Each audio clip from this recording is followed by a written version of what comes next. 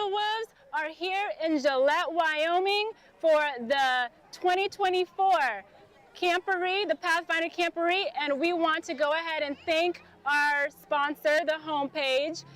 We're so thankful for all the things you did to make this happen. Thank you!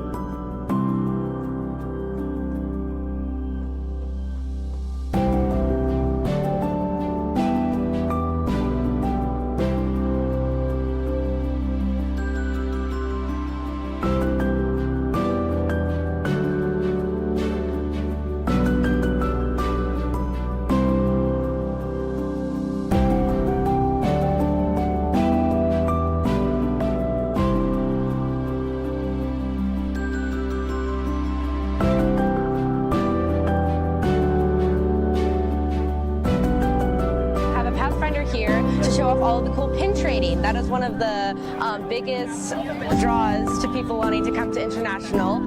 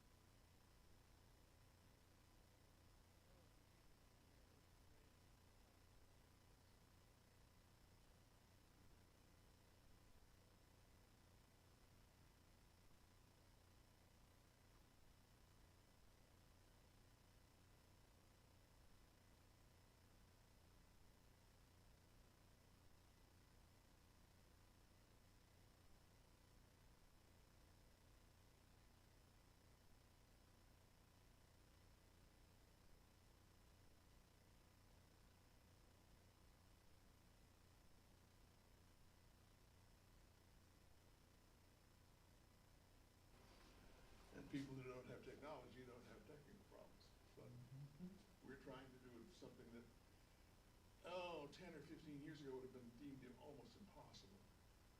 And we do it on a regular basis, and we're surprised when it doesn't work. So that shows you. The church today, and I'm speaking about the church broadly, not just our denomination. I'll get to that in a moment. The church today is a church that is in turmoil over several serious issues.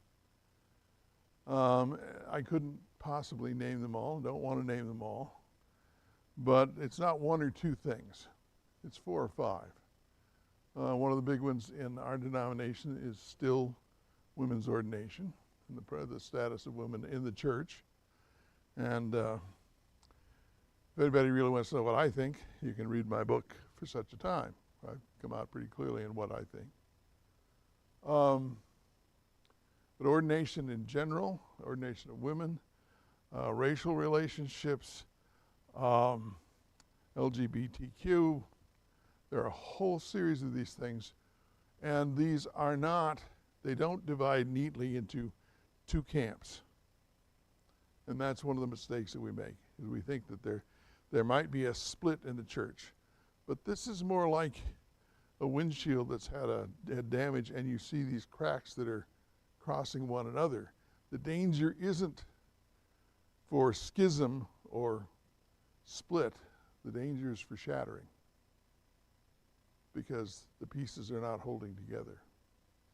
And people keep asking, well, what's the solution to this? What can we do about this? What does how can we approach that? What's wrong? And my proposal is this: we simply don't know who we are anymore. We don't have a clear sense of identity. One thing I was talking to my wife on the way in the global south, where there's so much growth, within our denomination, we've had multiple, it may be as many as a dozen or so, union and division officials who have doctorates who apparently plagiarized or bought dissertations. Credentialism has become its own religion, and it is also beginning to split the church. So that's why I say there are many issues. They're not simple, and they're not one place or another. They are across all kinds of boundaries. And it seems to me that there should be. We have 2 problems when I talk about identity. One of the things that's kind of frightening to me is that I've spoken on 3 continents and in various ethnic groups, and I find that we have 2 basic church services. Doesn't matter where you go. We have what I would consider the traditional Adventist church service, right, straight out of the manual. And we have what is considered to be the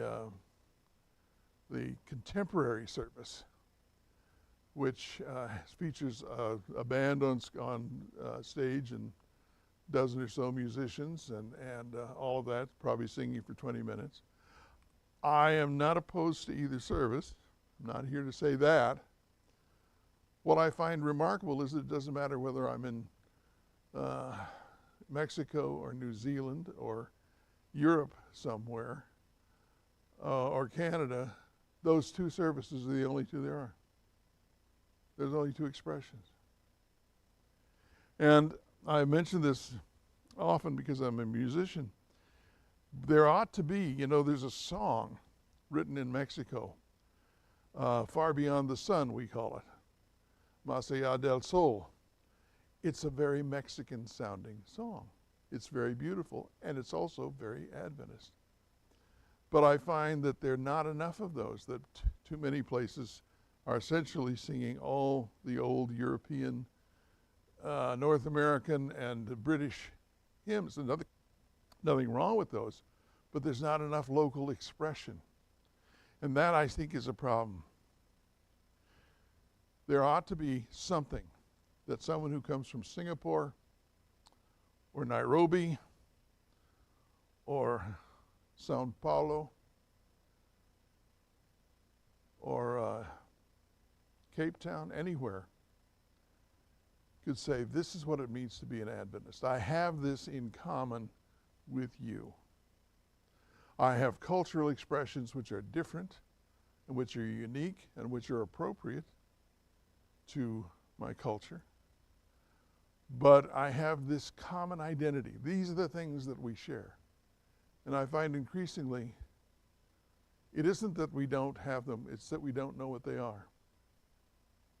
And my effort is to at least explore this and say, what would it mean to have an Adventist identity that was not strictly North American or primarily European or any of those other things, but which was expressed in the culture of the local place.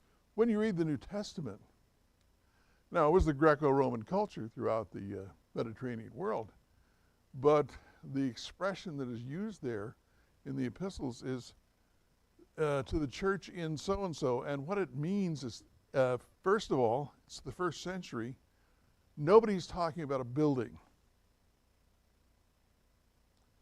When Paul addresses a church, he's not addressing it to a building. He's addressing it to a body of believers.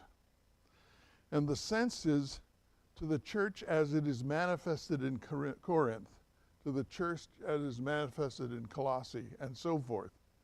The church is this body of Christ which expresses itself in unique situations all over the world.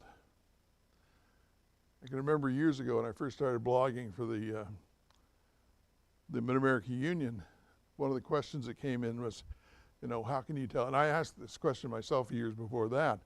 What's the difference between what's cultural and what's inspired in the Bible? And the answer is that what's cultural is what makes it relevant. We think cultural is in the way. It isn't in the way. It is how God used a person in that particular set of circumstances to communicate effectively with that group of people. Because otherwise, it wouldn't make any sense. And we need that. We need more of that. We need to understand that to be a Christian, to be an Adventist in Nairobi or in any of these other places I've mentioned in Shanghai is a unique experience which is adapted to the local culture and speaks to the people where I live, but it is also a unique experience that we all share in some sense. And so I'm going to start looking at that, because until we have some idea who we are, we're not going to know what we're doing. Another blog that I wrote had to do with, are we a battleship or a cruise ship? And the difference is that there are no passengers on a battleship. Everybody on a battleship is there for a purpose, a shared purpose, a shared mission. And nobody asks if the captain should be a man or a woman. Nobody asks if the gunner should be this or that. All they ask is, can they do the job? Are they the one that is appropriate to do this job in this situation? Because we have one mission. We all have different roles. We have one mission. Cruise ship's something else entirely. Who gets to sit at the captain's table, and who gets first into the buffet, and who gets into the pool, and all of these things. So we've become a cruise ship. We're fighting over the privileges and the advantages of this or that. And it's a terrible thing. It is, we don't have a mission. Our mission is to be on the ship and enjoy ourselves. It's, some people call it the church of consumerism. We consume the church. And we expect the pastor to be the 24/7 7-Eleven, the convenience store that supplies all our needs. Not the way it's supposed to be. And all these are symptoms of the problem that we don't know who we are and what we're about. And so I'm going to look at that. There's some very basic questions. I covered some of these before, but they matter. And it always helps if you turn on the clicker. There are 3 essential questions. I didn't make these up. They've been around a long time, since the early Greek philosophers. The 3 great questions everyone must ask in life is, Who am I? That's our identity question. Why am I here? It's not just why am I in this location, but why am I in this set of circumstances? Why was I put here? As a Christian, what is my mission? What is my purpose? And where am I going?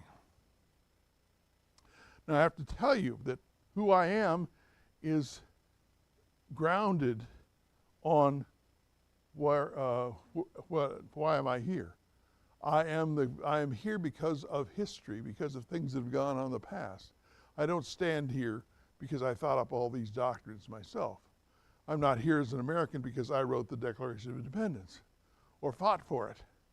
I'm here because of other people's efforts. As Isaac Newton said toward the end of his life, he said, if I seem to have seen farther than other people, it's because I stand on the shoulders of giants. We all do.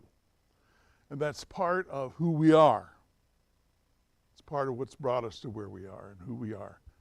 And where am I going? And when you take those two questions, one of the greatest denominations to belong to is Seventh-day Adventism. It's in our name.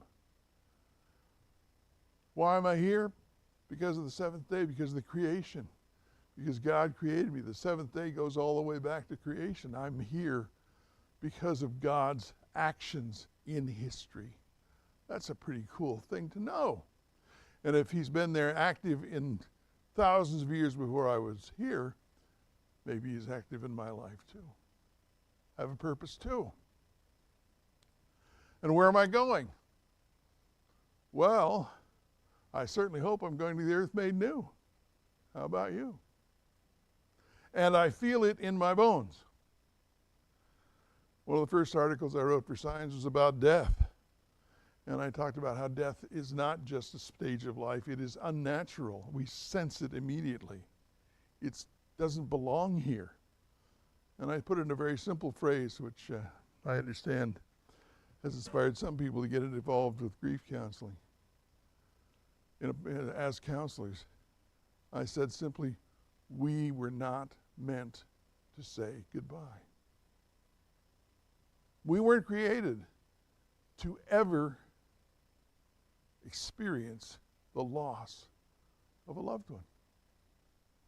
The world we were created for had no death, no suffering, no sorrow. And it's why when we see death here, it seems not just bad, but wrong, fundamentally out of harmony. We were not created for that world. And we still have somehow the songs of Eden in our ears because we long for the Eden restored. So these are great questions, and here are the answers. I call them, I just short them. Who am I is my identity. Why am I here? The history that brought me here. And where am I going is my destiny. And I say, as Seventh-day Adventists, we have wonderful history. We come from creation, and we're going to the new earth. That's our destiny. And where we fit along that path is a large contributor to who we are. And it's true also of organizations. It's true of the denomination. We didn't begin the Reformation. We're here because of that Reformation. There are a lot of things that others have contributed that bring us to where we are. But the question then becomes, why us? In 1500, there were basically there might have been 3 denominations total. There was the Catholic Church, and of course Catholic means universal. There was the Eastern Orthodox, the Orthodox group, and my studies have found that the Armenian Church actually existed before the Catholic Church. Fascinating situation. But that was it. And then, in 1517, Martin Luther, on the All Saints' Eve, nailed some theses, some arguing points, some debating points to the door. And the last time I checked, there are something like 30,000 denominations. Luther started a debating society, and we've been good at it ever since. That's the part of the Reformation we all got. we keep debating and debating over finer and finer points. I'm not saying that the denominations don't have a good purpose. I'm just saying, why so many? And what is the justification for ours? Why should we be here? And without going into a lot of it, I would just want to say I think we have a prophetic imperative, because we were the first ones who began looking at the second coming and the Sabbath. Others did this as well, but this is a prophetic imperative. There was a time when the attention of the earth had to be changed. And we'll get into that in more detail. So, is our identity in our 28 fundamental beliefs? Well, I don't think so.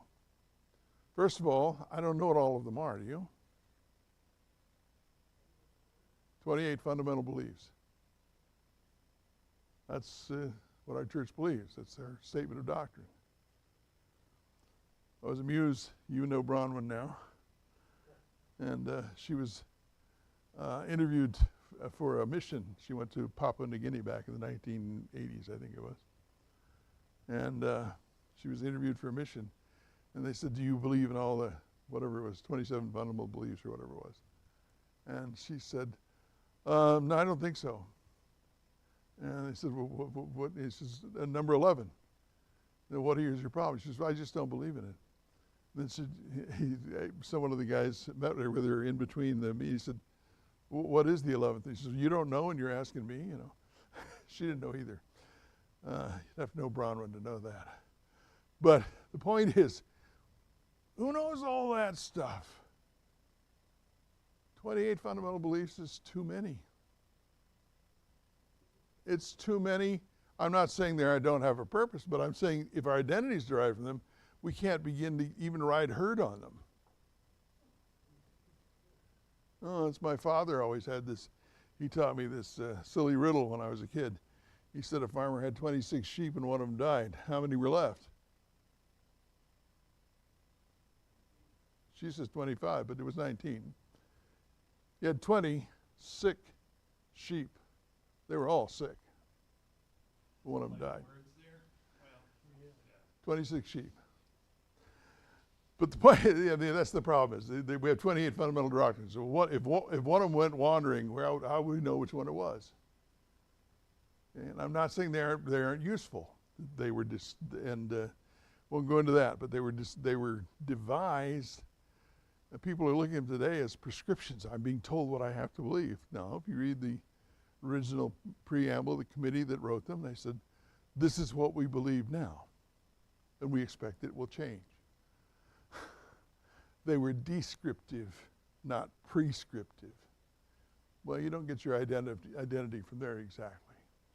So if 28 but fundamental beliefs is too many, then in fact, we can't get our identity from any set of logical propositions or arguments. That's not an identity. That might be reasons for actions, but it's not identity. Because our identity has to be our purpose. What is our purpose? And your purpose is different than mine. Again, we're back to the battleship. The person who runs the engines is not the person who fires the anti-aircraft guns. Is not the person who runs the tiller and navigates the ship. Everyone has different gifts, but all for the same overall purpose, right? My individual purpose is what I'm doing, and it fits into the overall purpose of the larger body. So I believe that identity is a story we tell ourselves about who we are. Now that may sound strange, but psychologists are telling us that they see that the human mind grapples with reality as it does with a narrative. We understand our lives as part of a story. And William Kirkpatrick, I'm going to quote in a minute, he said, when someone commits suicide, it's usually because they've lost the thread of the story. What is the purpose for my going on? There's no sense of identity anymore. There's no sense of purpose. it's over with. And so we have to do this. Now this is from his book, Why Johnny Can't Tell Right from Wrong. This is talking about morality. Morality needs to be set within a storied vision, if it is to remain morality. Now, why I talk about morality? Well, many of the fundamental beliefs have to do with how we live, right? What's the right way to live? That's morality. Morality needs to be set within a storied vision. We have to have a vision of a story to make it morality, to remain morality. Conceived of as rule keeping or as refraining from wrongdoing, it never works for long. Isn't that true? Rule keeping doesn't work very well. Instead, it withers into something cold and cautious and all too often into self-righteousness. I think that's a very profound statement. We have to see ourselves as part of the grand story. And one of the great things about being a Seventh-day Adventist is we have a meta-narrative, the great story to beat most other stories, to be blunt. The Great Controversy. It's an enormous story. It doesn't involve just your life, although it does. Great Controversy works itself out in your life every day. It doesn't involve just our denomination. It doesn't involve just our planet. It involves the universe. That's a pretty big story. So I took this and I reworded it. So this isn't William Kirkpatrick. Identity is a storied vision of who we are and our purpose in life. Conceived of as a set of doctrinal or logical propositions, it never works for long. Instead, it withers into something cold and burdensome, and all too often into arrogance.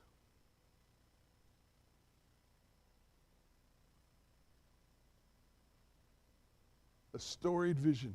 What is your storied vision of your purpose in life? How do we find it? Where does it come from? I think we'll take that up in the second segment.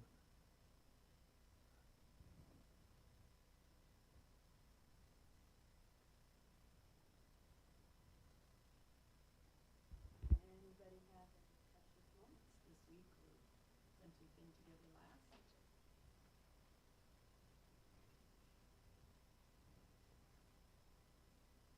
I thought it was pretty precious Steve walking in there. Amen.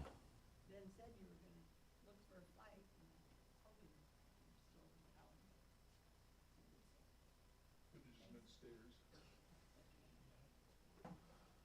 Glad you're able to come. Welcome, welcome. We're just sharing precious moments.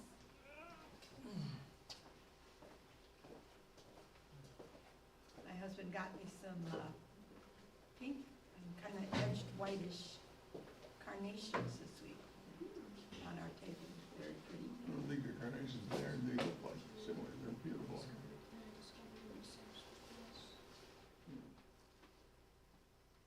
Anyway, very pretty.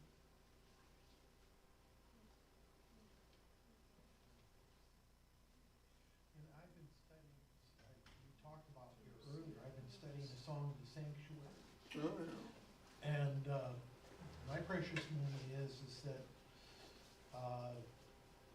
it's just hard for me to believe the way that the Bible pulls it, the whole thing together. In fact, I saw a lecture of Davidson, and he was talking about the story. Only he takes the story beyond the beginning of Adventism, and he takes it to the very beginning of time. And one of the things he does, this was at a camp meeting in Minnesota, one of the things that he does is in place of talking about they, he's always talking about we, this happened to us. And so when you were talking about story, I thought, what an incredible story we have just as being Christians, because the Bible is our story. It's very familial. And the thing is that it repeats over and over and over again. It repeats through different themes like Exodus and new creation, the sanctuary service. And that's what I was saying when I said it just amazes me how this whole thing pulls together, because it keeps repeating itself to the point where today I now see how I'm playing a part, and that part is consistent with other parts that have been played by other people for so long. And I just find that to be stunning.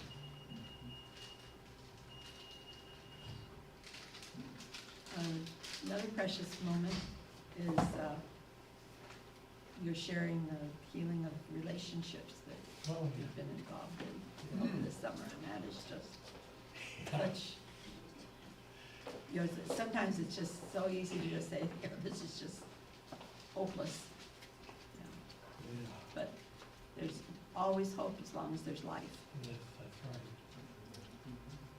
Pardon? Where there's life, there's hope.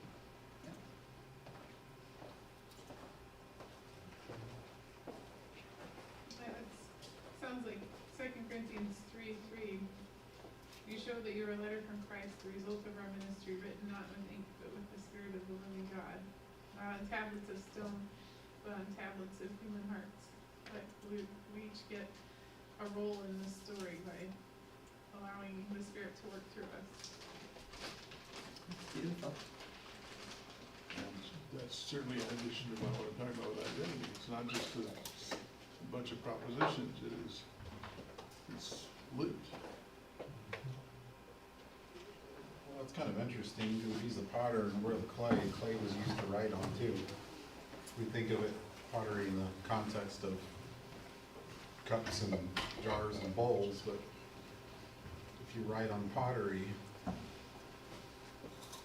there's a story being written, and we're the clay being written on. We hold the story. In the Near East, there are mounds of potsherds, of broken pieces of pottery, all of which have been written on. Where? In the Middle East, the Near East. And one of the archaeological sites, and that's when the pot broke, they saved it, and then they probably wrote on it. It wasn't soft clay, but they put ink on it. And some of these messages are still here today, thousands of years later. Not only that, but William F. Albright, one of the fathers of archaeology, was the one who learned to do dating by pottery styles. The pottery styles change over time. And in one case I know, because I wrote about this in Science, we look at dating as like a date, an absolute time and a point. But dating can also be relative, sooner or later, before or after. And so they found the Dead Sea Scrolls, I think it was. They found something which was undated, and based on there was some pottery, based on the pottery style, he dated it to within a 150-year period, which is exactly where the Carbon 14 dating put it. But he was able to anticipate that simply by the pottery style. Well, I have several things in my lifetime that I date by, you know, before and after COVID, before and after derechos, before and after children being born, before and after marriage, getting married. Oh, okay. These are born after, yeah, they all were. It's okay. Heard it here first, folks. Anyway.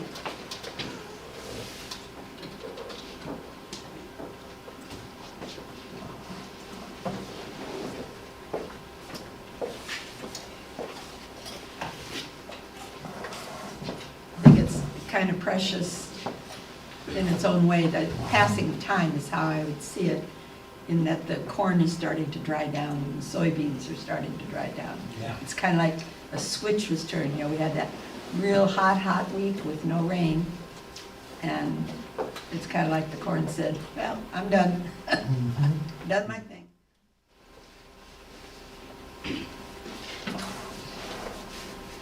There is great significance to the passage of time.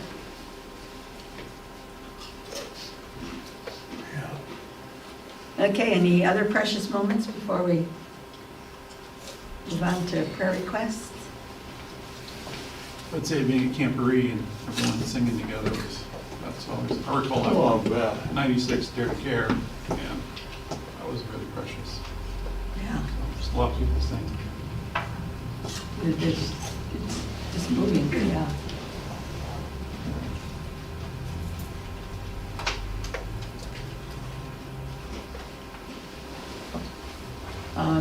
Prayer requests. I don't know how to describe her. She is my cousin's child. That would be your niece, no, your cousin, Oh. one from the, Well, or twice, it could be. Joalee's baby girl was born, and she has significant health problems. oh, yeah, And, anyway, just a little tyke, just really struggling. And mom and dad that really love her and want the best for her. Or coping that when it's all said and done, she has a good life.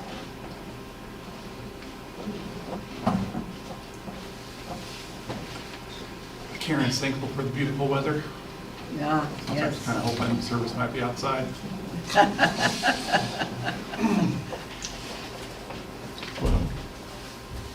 I didn't think about that, that would've been easier. Beautiful day for it. Yeah, Yeah. it would have been.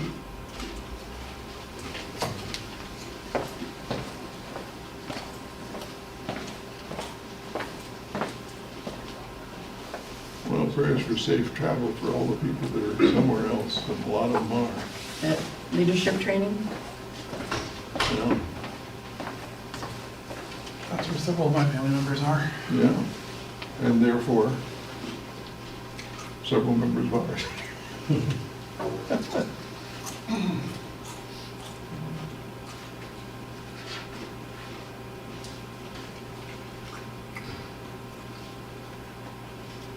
Well, and that the meetings with the training and stuff go well.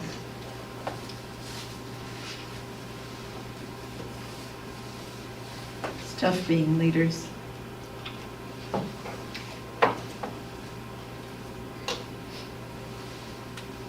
Learning the right things.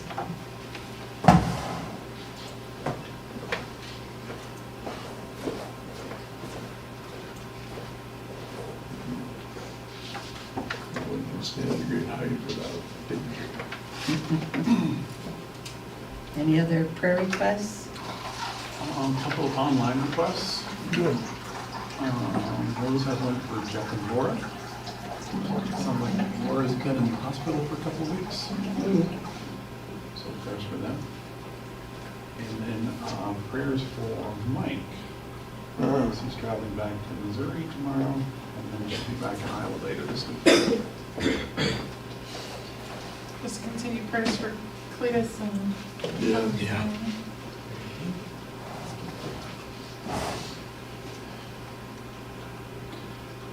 Prayers for a former coworker, manager of mine who's been diagnosed with breast cancer. Mm. What was it? Former coworker, manager at Transamerica.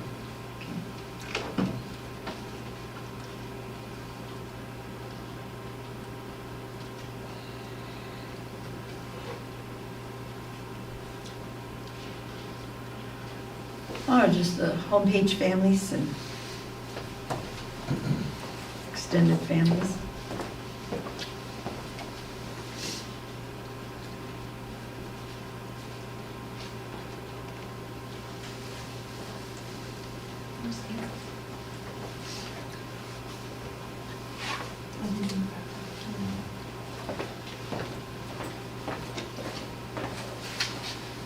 Looking back,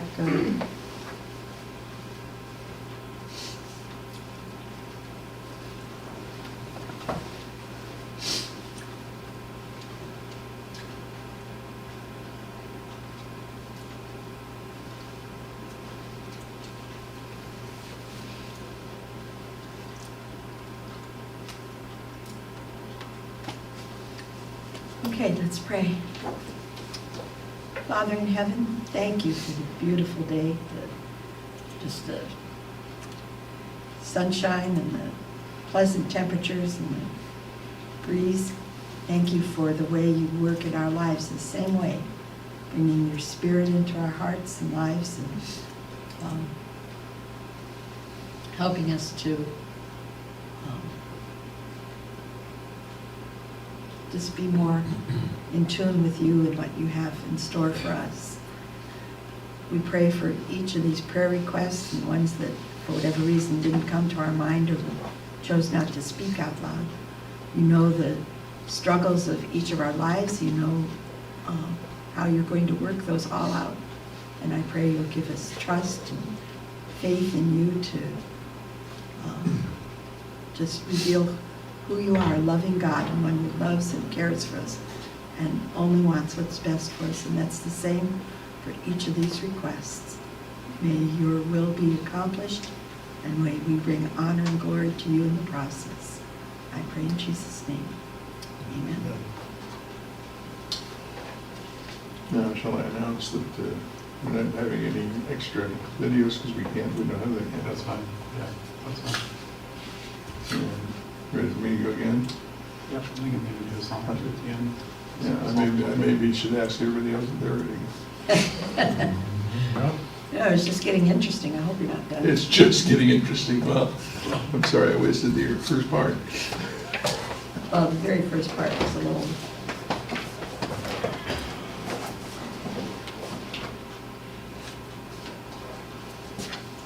dry. Thank you.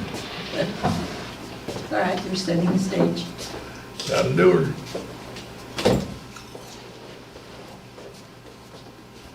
Yeah.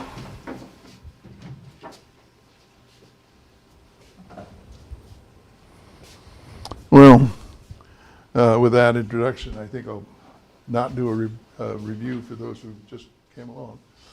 Anyway, I just think that the many issues which are dividing the Adventist church and many other churches are about the fact that we don't have a clear sense of identity.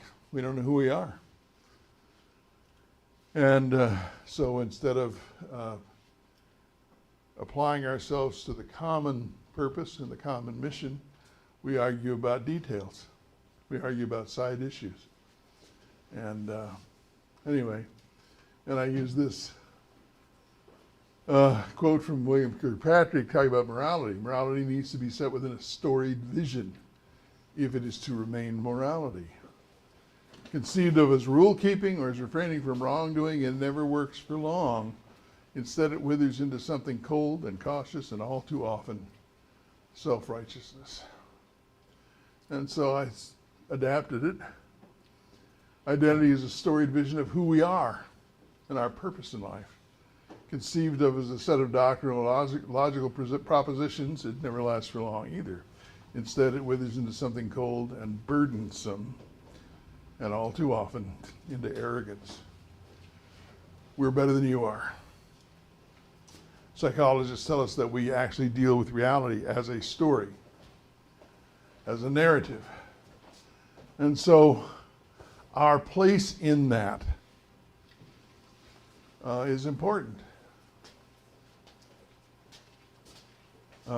So what is our identity? Is our identity that 28 fundamental beliefs, I asked? No, the answer is no, it's way too much.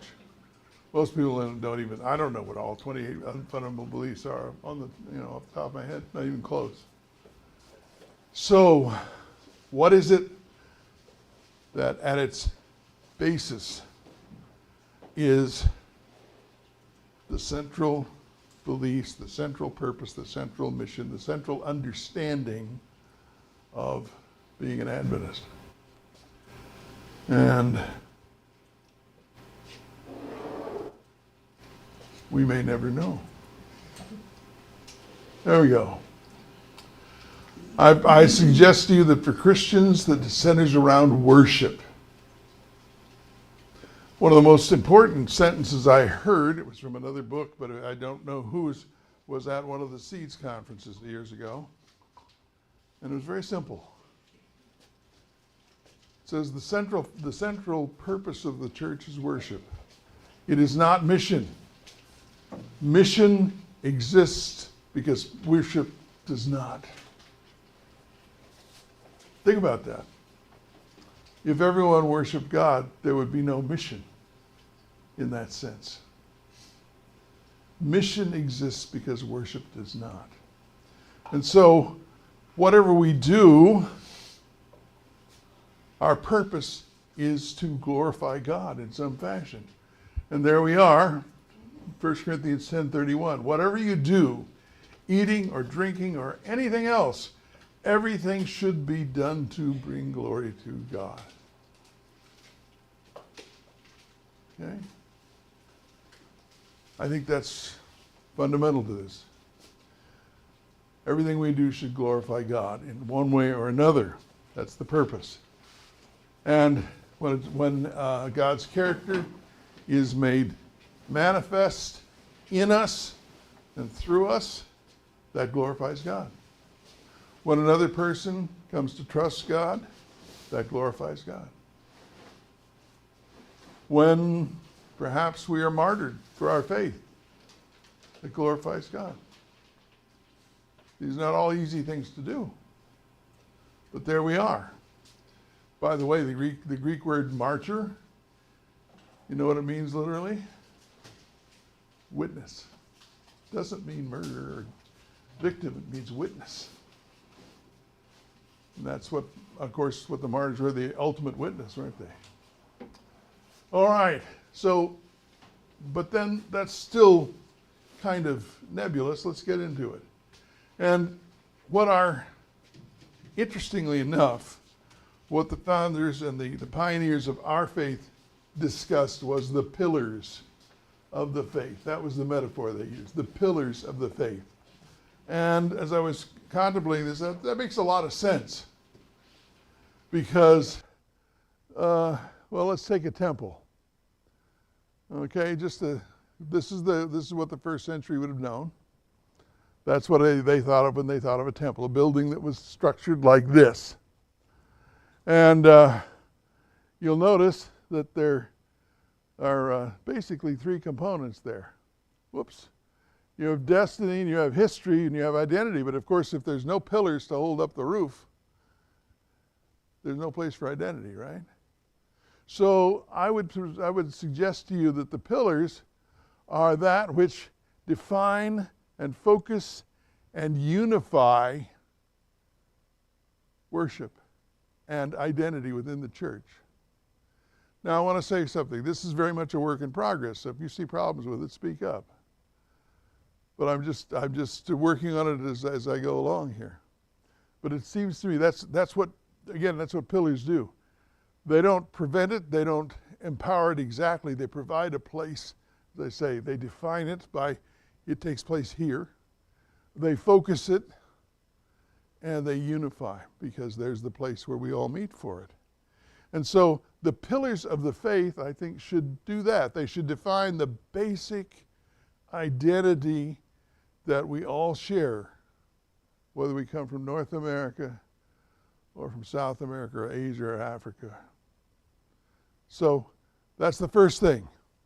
It should define for us what it means, what our identity is, what it is that we all share.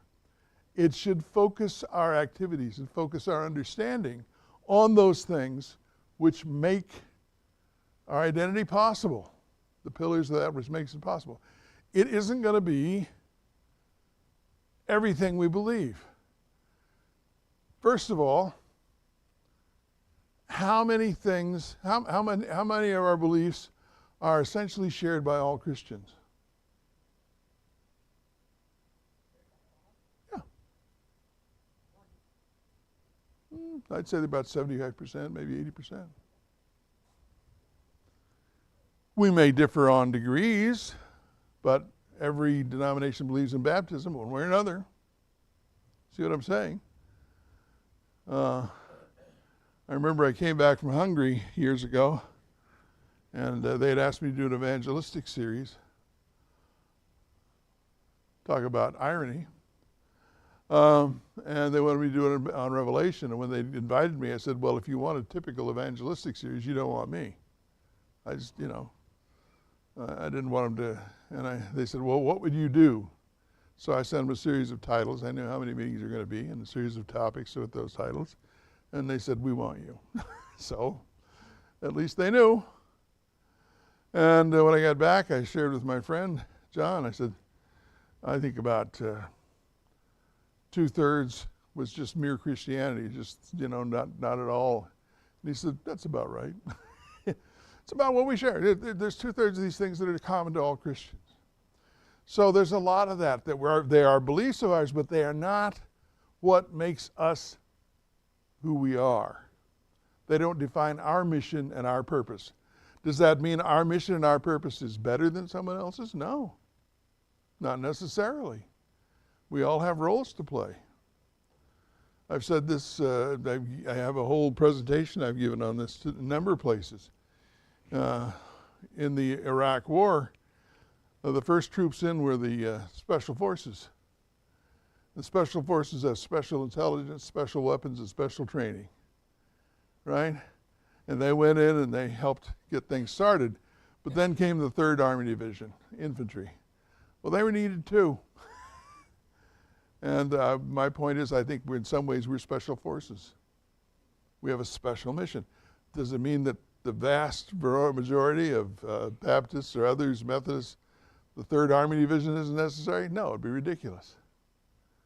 Okay? But we have our particular mission.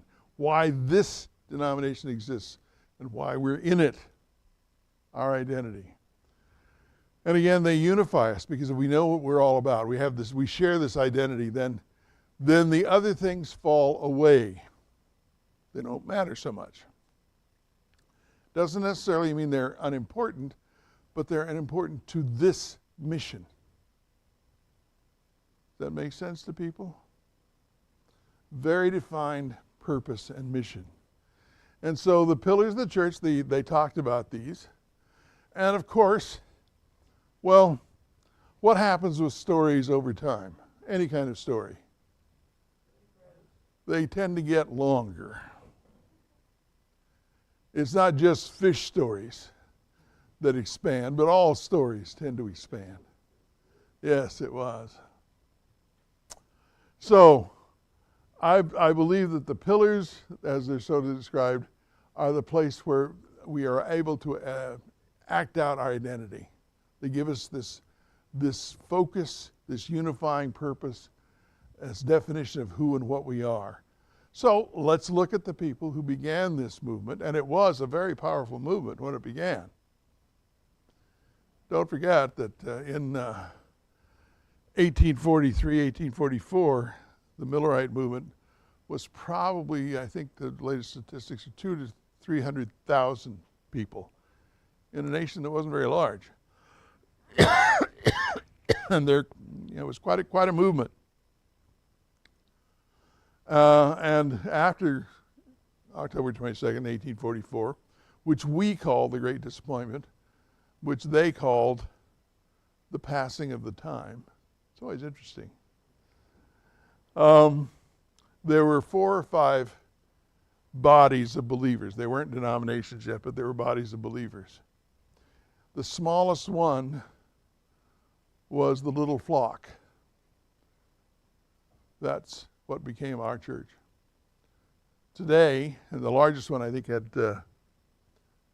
50,000 believers. Today, we're the largest denomination of any of them. 3 of them I think are completely gone, and the other one's still about 50,000. So, it was a strong movement. And they had a clear sense of mission. They were mistaken in some things, but they had a clear sense of mission. And one of the great things of our tradition is that we're not afraid to say, oops, we got that one wrong. Let's go back and find out what it was. Instead of saying, we're going to stick by this forever. Anyway, that's, I believe, where identity takes place, within these within this temple. We stand on the history. We stand on those who came before us, like Isaac Newton. We stand on the shoulders of giants, people who've done this before. We aspire to our destiny, right? To the earth made new. And here we perform our mission in between. We are in that chain. Any questions? All right. So here's what they said. And understand, this was a conversation. It was not a Bible conference. It was not a situation where people sat down and hammered it out in committee. There were letters written back and forth, which, by the way, is how they conversed. This is before the telephone. You know, the bathtub was invented in 1850 and the telephone in 1876. So you could have sat in the bathtub for 26 years without being interrupted. Anyway, but most of this happened before 1876, so they had to write letters. That's why they were big letter writers. And so you have letters going, and you have journals being printed, and then letters about the journals and back and forth. So this is a conversation that took place among the pioneers. And here's one of the pillars, the perpetuity of the Ten Commandments. Now you can tell it's 19th century because nobody today would say perpetuity, I don't think.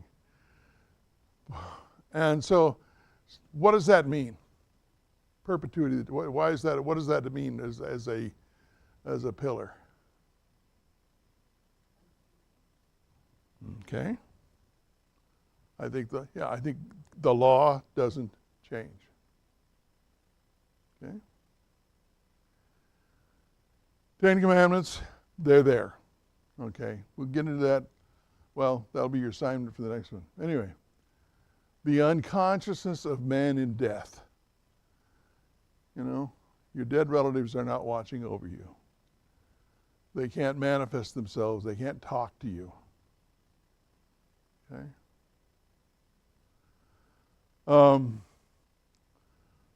Years ago, I had to write an article of, can we talk to the dead? And the answer is yes, but they can't talk back. That's the people often go to the cemetery and talk to the dead.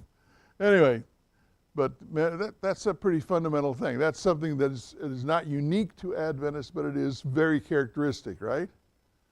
It's something that we believe in that not a lot of people do. Okay, so this is part of one of our pillars. All right, conditional immortality. Very commonly, most Christians believe that humankind has an immortal soul. Okay? We believe that the immortality that Adam and Eve had was conditional upon continued relationship to God. And frankly, we believe that's true in the world made new too. Think about it. In whom we live and move and have our being. We don't possess, there's a text that says God only has immortality. So as long as we're connected to Him, we have that's the condition of immortality. All right. Conditional immortality. An atoning ministry of Jesus Christ in the heavenly sanctuary. You're talking about the sanctuary earlier. We tend to focus on the sanctuary far more than any of the denomination. What the sanctuary means, what its purpose was, all of that. The one that is closest to us would be the Worldwide Church of God, but they got it from us. So, and they've broken up since the death of one of their founders. But that an atoning ministry of Jesus Christ in the heavenly sanctuary, what does that mean?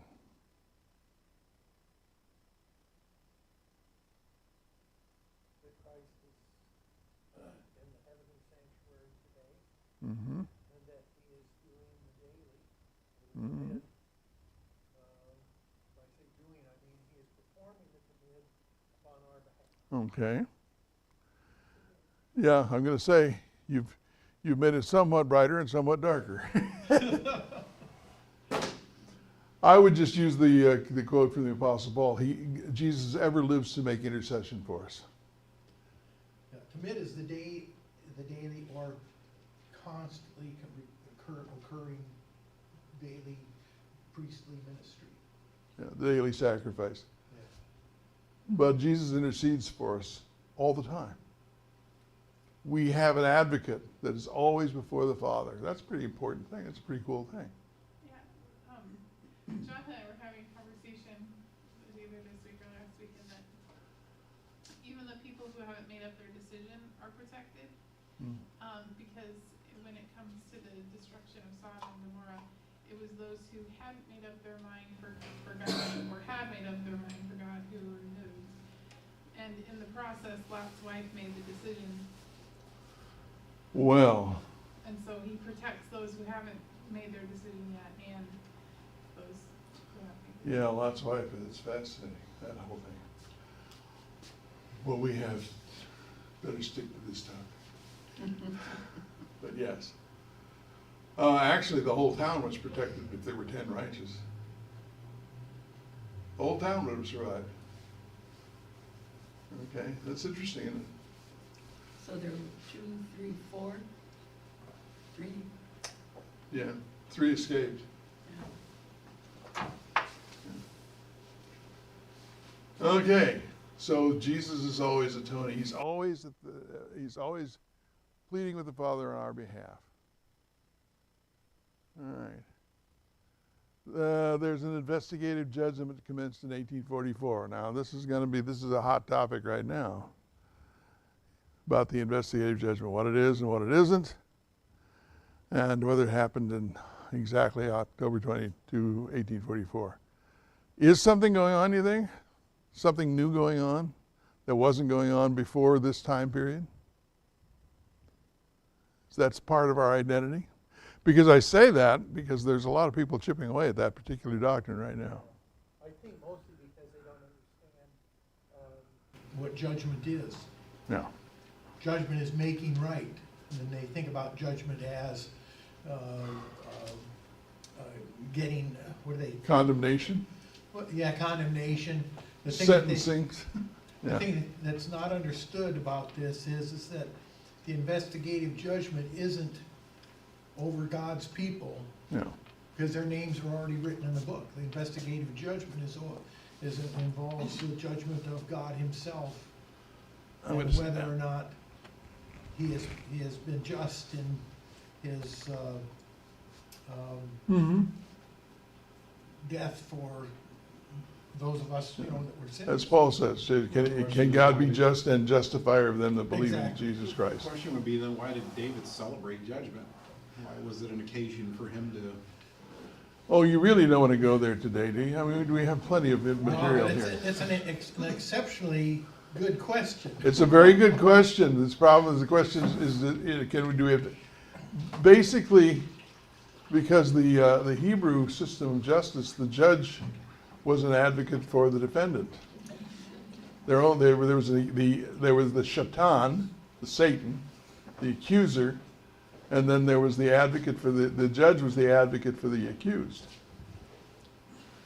And so, and something else, another main reason why, in fact, there's a French translation of the Psalms that says, "Oh, charming law," which something would never occur to an English speaker, I don't think. Charming law. Because the ancient gods were like humans, only worse. They had more power. And so they could capriciously decide to kill you or maim you or something. And the God of the Hebrews was constrained by his own laws.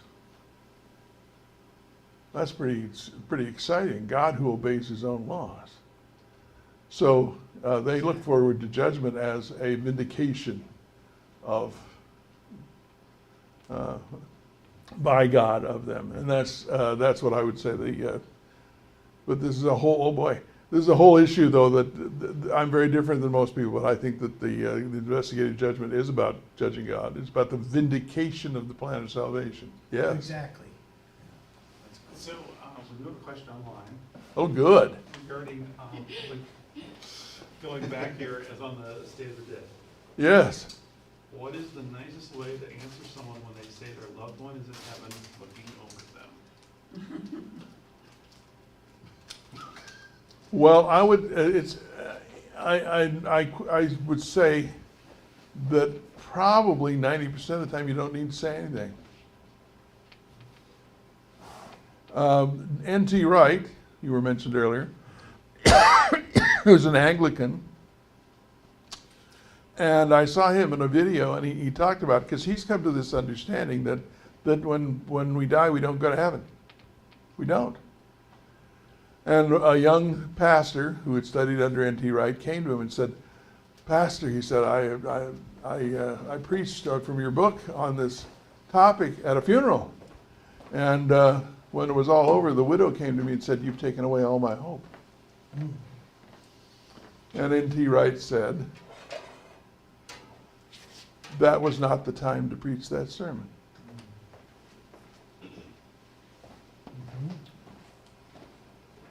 Okay.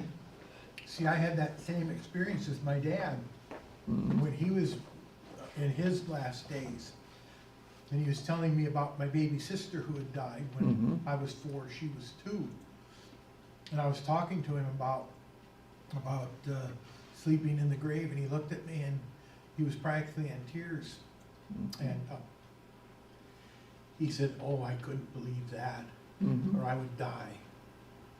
No. And I realized, boy, I shut up right now, because I realized that was really an inappropriate time. Well, yeah, I'm not in a position to judge. I'm just saying, virtually everybody else here knows that I was, my experience with a memorial service was with a woman in her 90s who died, and her daughter. And the woman in her 90s was considered a saint, and her daughter was considered kind of the opposite. Not a saint. And I had to, give, it was one memorial service for both of them. And most of them, some of them were acquainted with Adventism, but they were not Adventists. And others were not at all. And in fact, it's a long story, I did it at Boone at the state park, at Ledges State Park there, but they asked me to do it again in a Lutheran church. So anyway. But what I said, what I worked through this whole thing was, and I said, you can rest knowing that as soon as they wake, the next thing they will know is that they will be where they would be the most happy. I didn't say how long it was. I didn't say. Okay, so that's not the time for that conversation. They're grieving. Let them grieve. And one of my favorite pastor growing up was named Bill Bassam, and he had been a Baptist before he was an Adventist. He told the story about when he preached his first funeral sermon for a saintly woman in the church. And he said when he got into the funeral sermon, he had her almost all the way to the pearly gates, because he was raised a Baptist. And he said, "And now she is resting in the bosom of sweet forgetfulness." Anyway, he was a great guy. But yes, dear. I was just going to say to whomever asked the Yes. question, if indeed it comes at a time that discussion, what I've done is say that's not how I understand what it says in the Bible, and leave it be at that. If they want to know more, they'll draw it out, but I don't say that at a funeral or. No, definitely not at a funeral. They're not asking. They're not there for instruction. Yeah. They're there for comfort. And but if somebody was hearing voices and things were moving around the house, we might talk about it then. Yeah.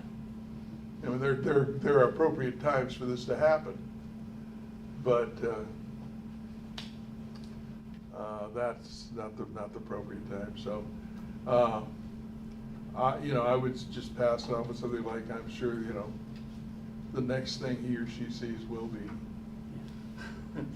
They will wait where they will be the most happy. God will make sure they're where they be the most happy, and I'd let them go with that.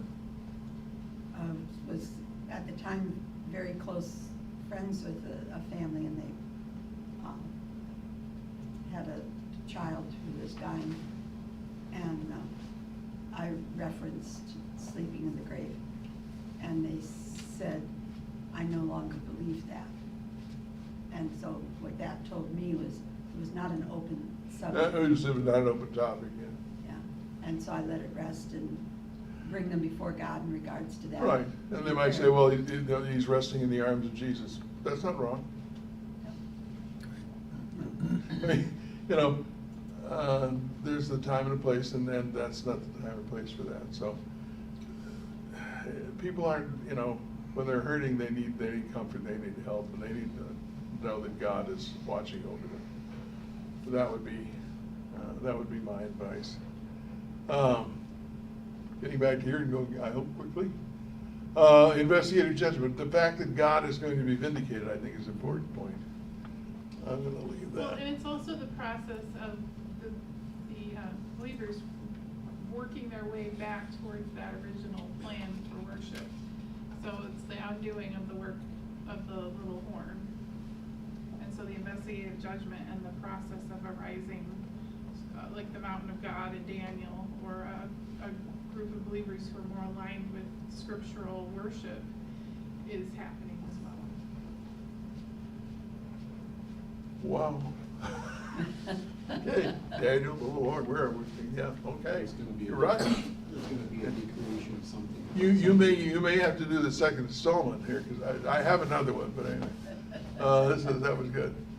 Yeah, it is, but again, I think what you're saying is, it's about the vindication of God and his Well, it's about the action. vindication of his process of worship. Like, it's like, or however many days the Sunday keeping tradition had its opportunity to demonstrate, and then at the investigative judgment, now let's try the original plan and see what happens. And like, it's the rising of the because there is a group, of course, that is part of the mountain of God in Daniel, but so far you can't see it, but there's in Revelation talking about the people who are in battle on God's side. Like, they may get pushed back, but eventually they take the day.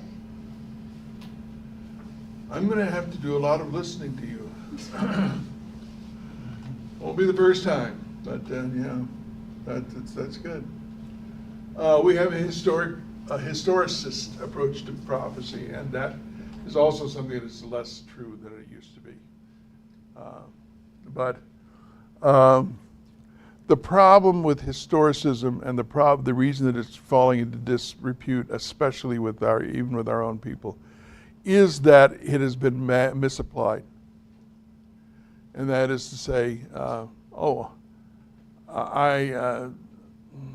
see, how do I go about this? Well, Can you, layperson, what you're saying there? historicist, well, it's just simply that God is active in the history of human beings, and that prophecies have historical fulfillments. Okay.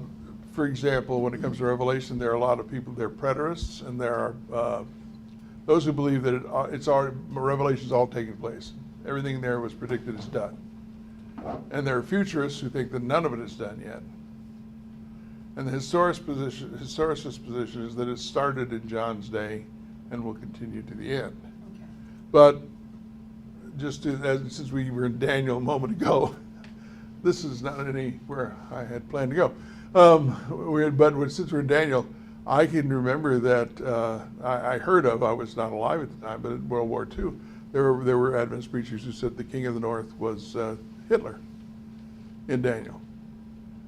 And so, well, the problem is there's a short-term expiration date on that. Hitler did not bring the end of the world.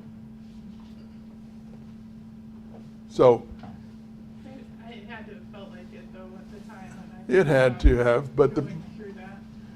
And then for it to not be the end of the world again, like, what does it take? Well, yeah.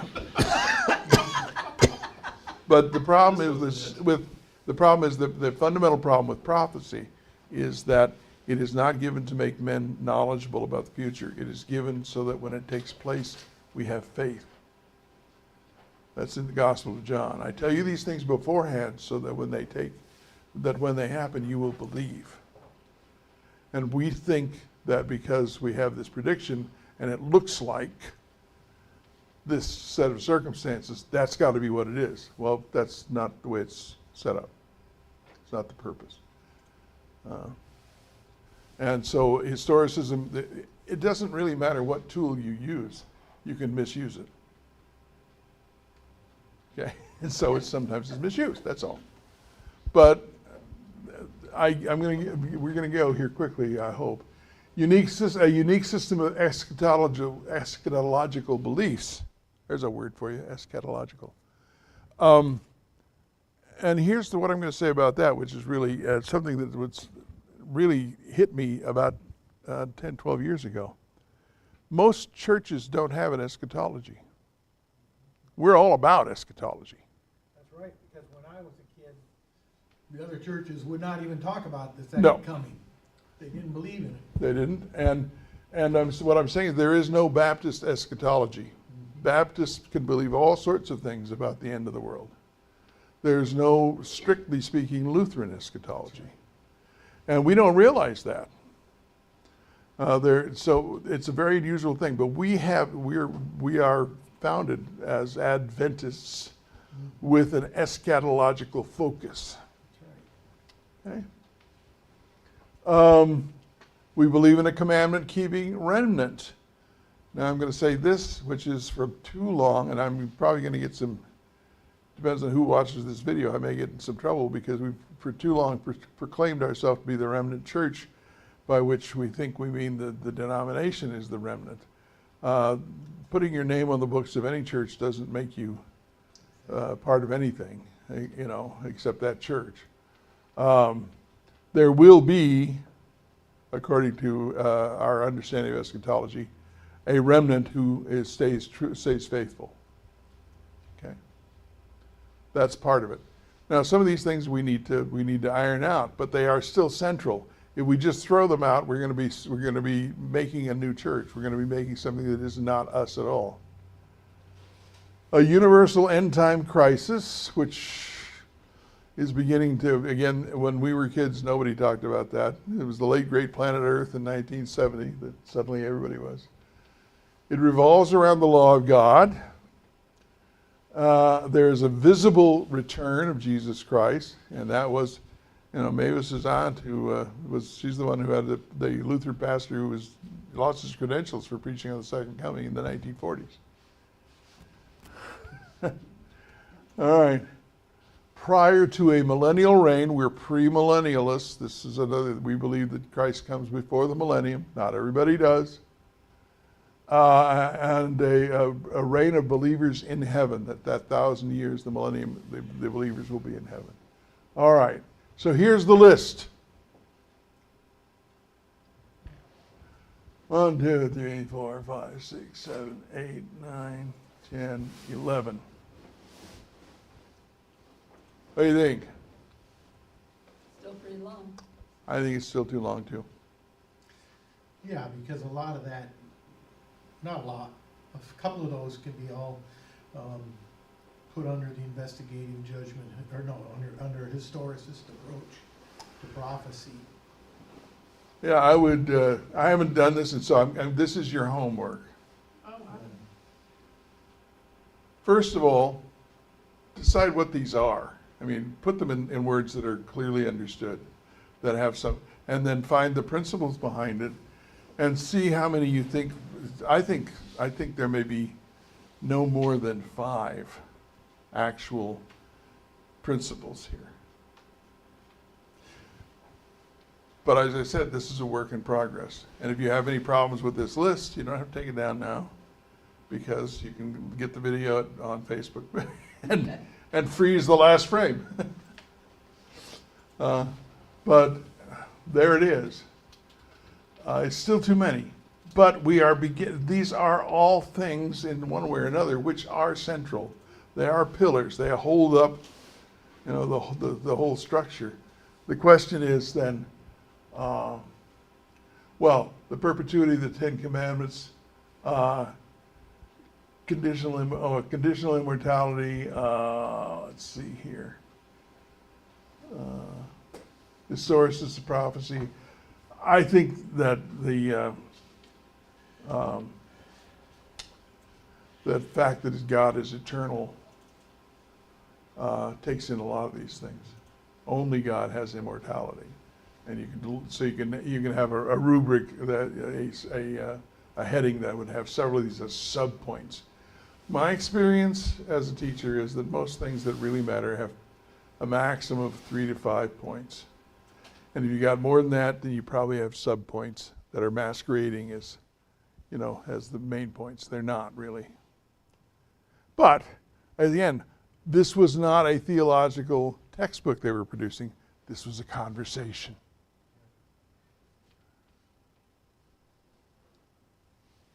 I just learned a few days ago that, and this might help Jonathan in his question, is that love and justice come from the same root. Tzedek. Pardon? The Hebrew root is tzedek. To do justly is to be merciful. Righteousness, justice, and vindication are all meanings of tzedek. Or, you know, obviously that's the root, but and that's the word used in Daniel. Then will the sanctuary be made tzedek. Okay, so cleanse. You see how it all vindicated, set in the right position. All of those things are meanings of that word. So yeah, you're right. Righteousness. Sometimes the word tzedek is translated righteousness. Behold, this is the righteousness of God. What does Melchi mean again? Melchi, Mm-hmm. king. Okay. Melchizedek is the king of righteousness, which is exactly what the text says. Okay. Melchizedek. Yeah, that's just simply a literal translation of his name, the king of So what's righteousness. the order of Melchizedek? After the yes. Every bit of sense. Yeah. Okay. Well, any further questions, comments? I've got some proposed answers for some of these, but I don't want to take too long today.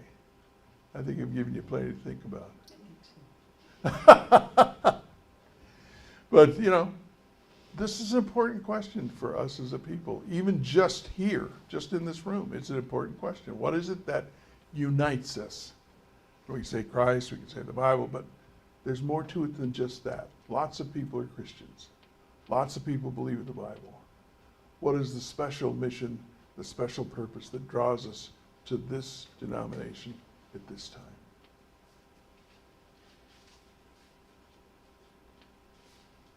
Okay.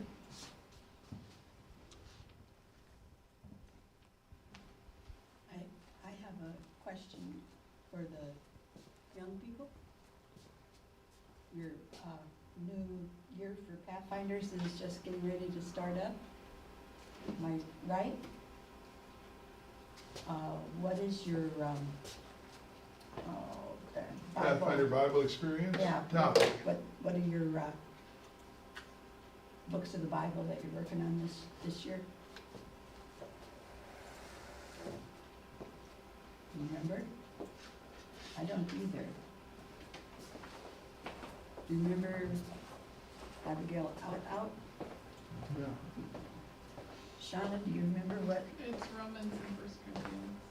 Romans and 1 Corinthians. All right. Cool. And you start out, you kick off this week? Is that what I hear? Midweek? And yours was last Sabbath that you started your new Pathfinder week, Abigail? Do I remember Yes. right? Cool. Cool. So Romans and 1 Corinthians. Yes, for PVD. Okay. Very good. And we have one more thing. Someone has birthday. Who? You? You. Oh. Not yet, but we won't meet again before your birthday, so just coming up, so. Happy birthday to you, happy birthday to you, happy birthday, dear Abigail, happy birthday to you. Woo! And we have a card for you there in the corner of the table. And thank you for the card you sent me. Oh, well, I thought, is he gone? Is he? I'm gonna risk it. I got it. Oh, good. Hope it was a fun day. It was. Oh, good. Anything else before we close with prayer? My birthday's coming up. What was it, hon? Our birthday's coming. Yes, you are. Get ready for November, huh? Yeah, well, I hope we meet before your birthday gets here. Oh.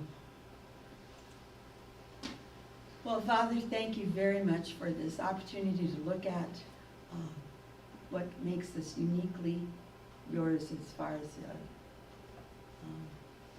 your church. Thank you, Lord, for blessing and caring for us. Thank you for blessings still to come. May we keep our eyes open and see you at work all around us, Lord. I pray in Jesus' name. Amen. Till next time, guys. I don't know where the people went.